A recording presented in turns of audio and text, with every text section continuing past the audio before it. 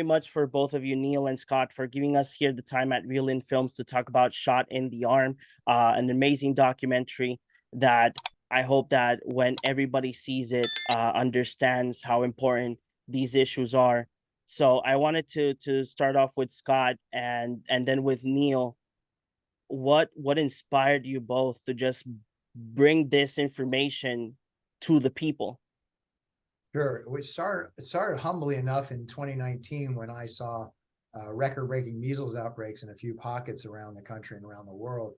State of emergency in New York City a year before COVID around the measles outbreak in the Orthodox Jewish community. State of emergency in Washington State. Yeah, this is where the mayor gets on TV and declares this. Right. A year before COVID. And I'm asking myself, why is this happening? And I did my very quick research and saw that in 2000, we'd almost eliminated measles from our country, eliminated them, not to ever be seen again. So why is this coming back again? I reached out to Dr. Paul Offit, and he was generous enough to give me his time and told me very clearly, this is happening because there are merchants of disinformation and lies that have scared parents into not vaccinating their children. So in a community like the Orthodox Jewish community in New York, anti-vaxxers were very clever about how to penetrate that community and foment that fear. So I thought that was a worthy and important story. How are we seeing something like measles that could have been eliminated from our country coming back? So I started, Dr. Offit introduced me to Dr. Tony Fauci, introduced me to Dr. Peter Hotez.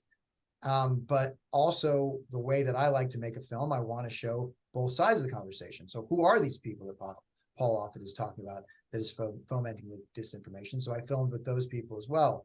The OG, Dr. Andrew Wakefield, who had a fraudulent study that tried to make a connection between the MMR vaccine and autism, fully debunked, retracted, had his license taken away, but still very effective communicator. Dale Bigtree, one of the biggest communicators on the internet around disinformation around vaccines, and now probably the top of the pyramid is Robert Kennedy Jr. Long before he became a presidential candidate. So we were filming in 2019, had this fascinating film, complicated film, conflicting film, and then COVID happened, and it really went to this whole other place, and also I needed to pivot to how to make the film from lockdown, and became more of a personal film as well, using my family to show a little bit of the all of us within this complex and very difficult time in our history. And now we're finally coming out in the world, and it's been a great honor to see the response to it. As you kindly said, that it's powerful, it's important, and this is the response that we've gotten, that it's a healing film too. It's really a healing film, that through these difficult times, decency is worth it, science is worth it, verifiable truth is worth it, our social contract is worth it. These things are worth fighting for and moving forward to support. Yeah, I would add that it would have been just fine as a measles documentary, right? But once COVID came in, of course, that magnified the anti-vaccine storyline that needed to be told, but it also brought on other threads of not only storytelling, but other threads of knowledge and insight that go beyond just a virus and a vaccine.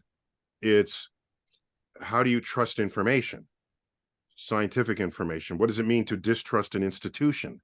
What does it mean to follow a charismatic leader who's telling you what you want to hear? Does that reveal any bias to you within you? Can you? So there's more going on now because COVID became so much of a driver of you know what it did? Mm-hmm. It peeled back the curtains of so many different factions within society that each have their own sort of worldviews on this subject, on vaccines, on scientists, on the government, on protests, on freedom. And in all of that, you find these liberal enclaves who feared the vaccine in the original days, joining hands with conservative enclaves who don't want mandates because they're free and that, you know, you can't force it. And so two opposite political spectrum showing up on the same side of the fence, holding hands because neither of them wanted to take the vaccine. And neither wanted to be told what is. Don't tell me what's true. I want to tell you what's true. I want to be able to believe what is true. It's strange times that we're living through. Yeah, I can imagine, because COVID was not easy since lockdown, and those years of waiting for the vaccine and everything for everybody was not easy. So I wanted to ask Neil a question.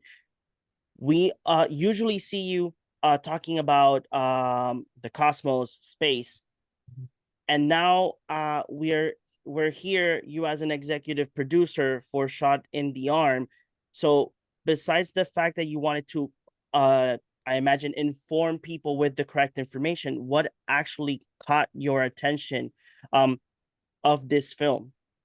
Yeah, Scott, we collaborated on an earlier film on GMOs, and I claim no professional expertise in either of these topics, the GMOs or vaccines.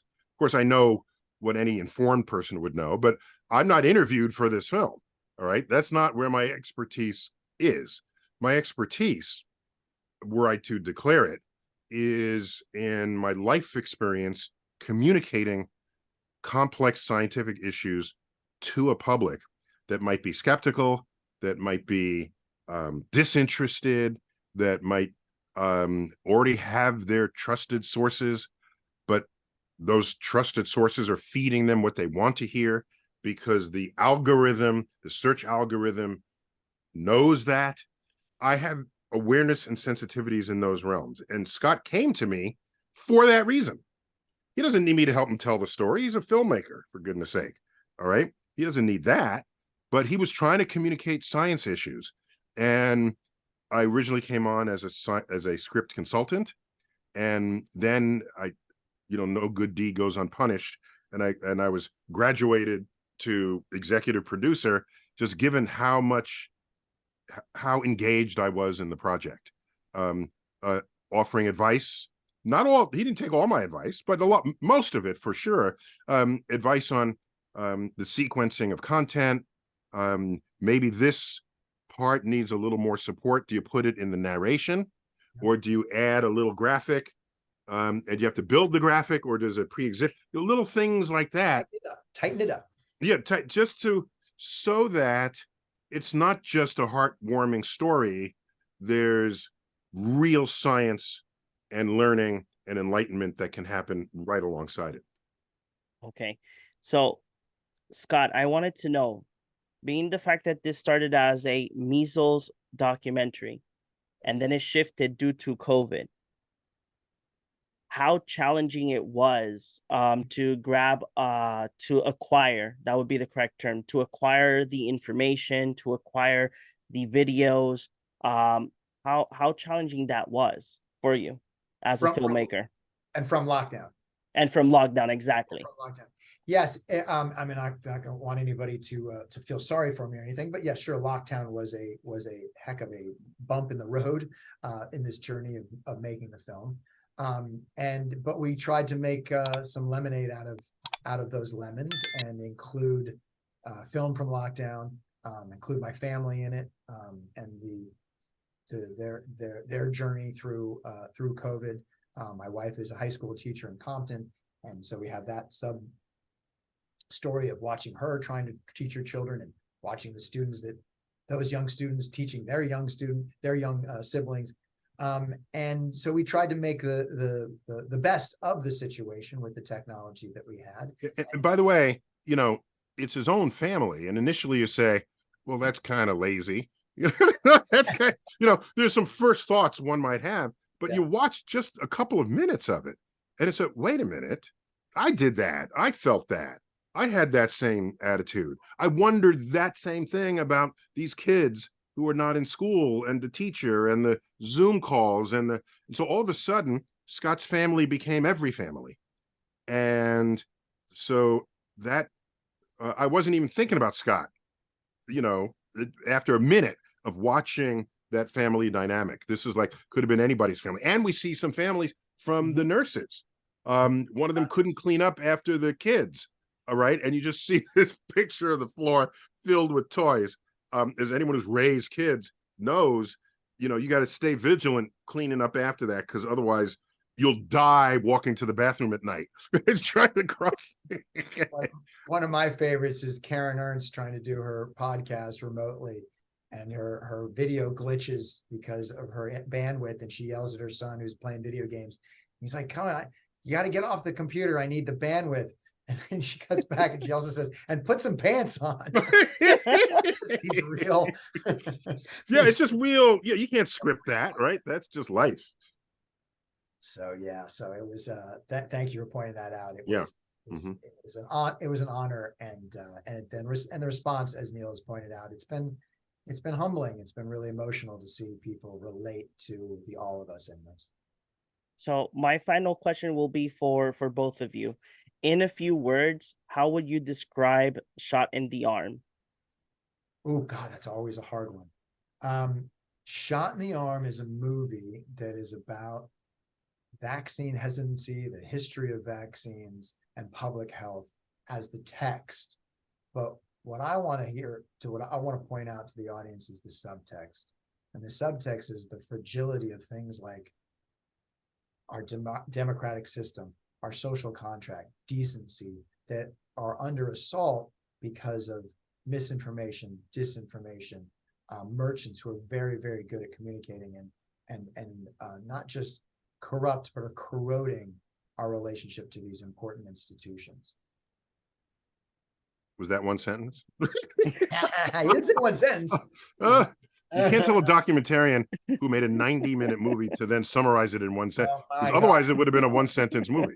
Go ahead, Neil, do yours. I would say that, but it's a great question, forcing this sort of digested variant, that the movie forces you to ask yourself, what is your obligation to others as a member of society to assure the future of civilization itself? And that, on some level, goes beyond vaccines. It just, how much do you care? What would you give of yourself to ensure a safe, secure civilization going forward? And this film explores that with humility, with a deep interpersonal storytelling, and I think that's its greatest feature. That's its greatest, and ultimately I think will be the source of its greatest success. Amazing words for this film. Scott, Neil, thank you very much for giving us the time to talk about Shot in the Arm. And for everybody out there that is watching this, go ahead and look for it, like that you can enjoy an amazing, great, informative documentary. Thank you guys a lot. Excellent. Thank you.